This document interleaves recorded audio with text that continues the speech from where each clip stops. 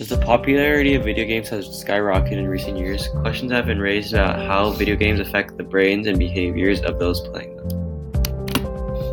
While some people believe that video games have more benefits than drawbacks, increasing cognition and creativity, others believe that video games have increased violence and decreased attention spans in those playing them.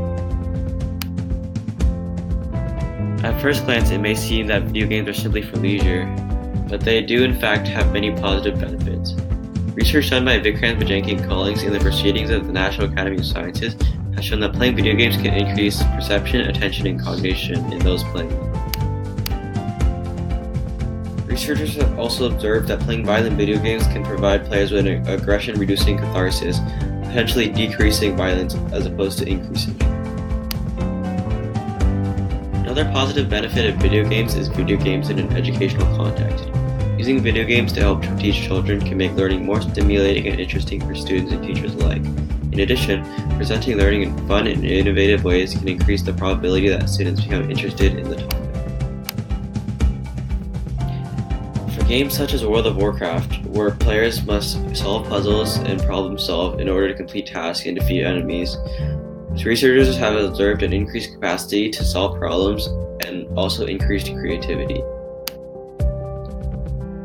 Finally, groundbreaking technology in the virtual reality department has helped individuals recover from a variety of issues, such as recovering from PTSD, coping with phobias, and overcoming addiction. For example, there are games which simulate traumatic experiences for war veterans to help cope with PTSD by utilizing exposure therapy. Not only do video games affect the ways our brains perform, they also affect the structure of our brains. Researchers show that the region of the brain in gamers that controls attention, posterior-parietal cortex, is more efficient, requiring less activation to stay focused. However, not all video games affect our brains in the same way.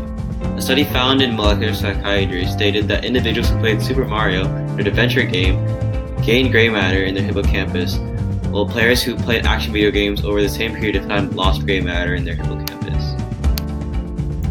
While there are many benefits to video games have downsides as well. Video games have been found to be addictive, with addicts experiencing alterations, both structural and functional, to their neural reward systems.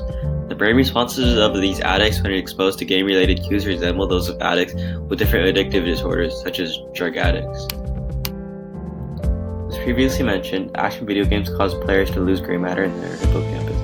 This is due to the fact that the action video games stimulate the caudate nucleus more than the hippocampus, causing the hippocampus to lose gray matter as a result of lack of use.